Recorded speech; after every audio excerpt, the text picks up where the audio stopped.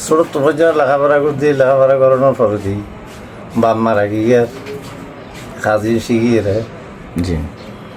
খানসুরাট সোমনি বাজার চৌরাট লক্ষ্মীজুরি করতে করতে আদি এত বছর 50 বছর ধরে, হ্যাঁ?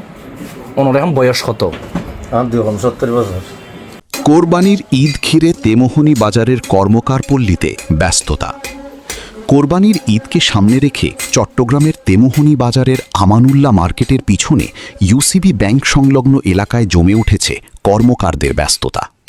দিনভর দা, ছুরি, চাপাতি ও কোরবানির বিভিন্ন সরঞ্জাম ধার দেওয়া ও তৈরি করার কাজে সময় পার করছেন বাবুল কর্মকার ও তার ছেলে সুমন কর্মকার। সবাইকে নমস্কার। কাঞ্চননগর তেমোহনী বাজারে আমাদের দোকানে সবাইকে আসার জন্য অনুরোধ রইল। সমস্যা নেই, সবাই আসবেন রেটের জন্য এবং কাজের জন্য। কোনো সমস্যা নেই, সুন্দরভাবে গ্যারান্টিভাবে কাজ করে দেবো। কারো কোনো কিছু প্রয়োজন হলে আমাদের দোকানে আসবেন, যোগাযোগ করবেন। আমরা সব সময় প্রতিদিন দোকান খোলা থাকবে। আপনাদের দোকানের লোকেশনটা? প্রায় 50 বছর ধরে এই পেশার সঙ্গে জড়িত বাবুল কর্মকার বলেন, ছোটবেলা থেকে আগুন আর লোহার সঙ্গে জীবন কেটে যাচ্ছে। কোরবানির ঈদ এলেই কাজের চাপ অনেক বেড়ে যায়, তখন দিন রাত কাজ করতে হয়।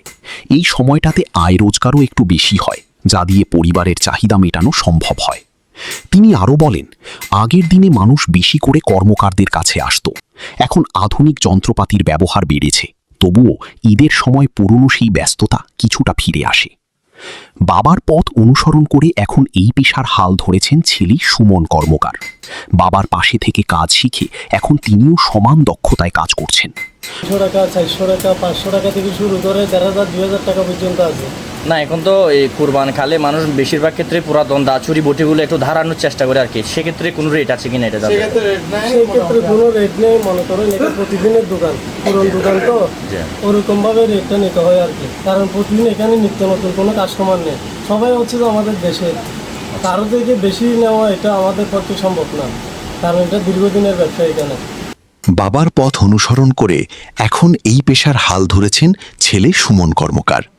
বাবার পাশে থেকে কাজ শিখে এখন তিনিও সমান দক্ষতায় কাজ করছেন। সুমন কর্মকার বলেন, বাবার কাছ থেকেই সব শিখেছি।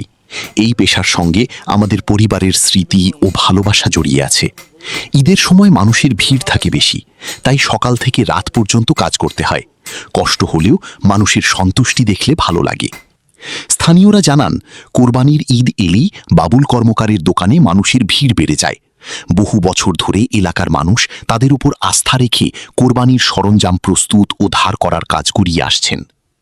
পুরনো ঐতিহ্য ধরে রেখে বাবা ছেলের এই সংগ্রামী পথচলা এখন তেমোহনী বাজারের এক পরিচিত গল্প হয়ে উঠেছে।